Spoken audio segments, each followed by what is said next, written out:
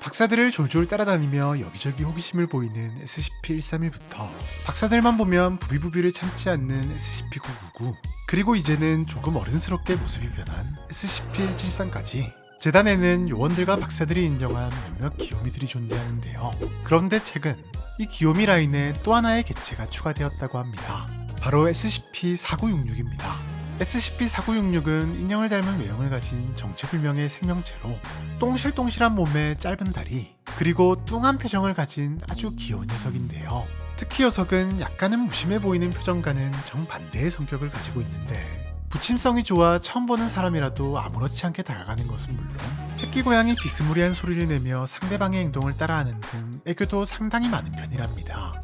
하지만 녀석은 상당히 독특하면서 동시에 기괴한 변칙성을 가지고 있는데, 바로 눈앞에 동물 등의 유기체가 죽어있는 것을 발견하면 단숨에 다가가 집어삼켜버리는 것인데요.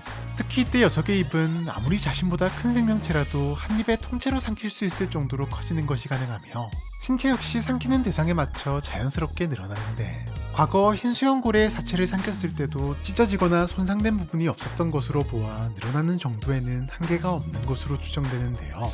사체를 완전히 삼킨 녀석은 곧이어 대상의 외형과 특성을 재현하는데, 이때 어떤 팔다리가 생기거나 몸의 형태 및 목소리가 아예 바뀌는 등 다양한 신체적 변형이 발생하지만, 어떤 경우에라도 녀석의 뚱한 표정과 몸 색깔만큼은 항상 그대로 유지된답니다. 특히 4966은 유기체가 아닌 경우를 제외하고는 사체가 부패된 경우나 독이 있는 경우에도 문제없이 삼키는 것은 물론 오히려 독까지도 재현해버리는 등 여러모로 대단한 소화력을 보여주는데요. 다만 부분적으로 손실된 사체를 삼킨 경우 삼킨 부분에 해당하는 신체만 재현하는 것이 가능했으며, 인간의 사체를 삼킨 경우에는 예외적으로 신체 변화가 아예 발생하지 않는 대신 대상의 기억을 흡수하고 영어로 말을 하는 것이 가능했답니다. 물론 아주 간단한 문장만 사용하는가 하면 일정 시간이 지나면 그마저도 불가능해졌지만, 확인 결과 기억만큼은 영구적으로 유지되는 것으로 보였는데요. 4966의 변형 상태는 약 4시간 정도 지속되며, 이후 녀석은 삼킨 사체의 것으로 추정되는 폐기물 일부를 뱉어내며 원래 모습으로 돌아온답니다. 박사들은 녀석이 가진 변칙성의 원리를 파악하기 위해 다양한 시도를 했지만, 상당히 약해 보이는 피부임에도 어떤 방법으로도 손상은커녕 작은 구멍을 내는 것도 불가능해 실패. X선 검사에서도 내부 장기가 없다는 것 말고는 특별한 것을 밝혀내지 못했는데요. 다만 얼마 뒤 예상치 못한 비상사태가 발생하면서 4966의 변칙성을 효과적으로 활용할 기가 막힌 방법을 찾아내는 데는 성공했으니, 평범한 일상을 보내고 퇴근 준비에 정신없던 어느 날 오후, 갑작스레 기지 곳곳에서 폭발음이 발생하기 시작했는데요. 범인은 다름 아닌 연례 행사처럼 찾아오는 혼돈의 반란의 습격이었답니다.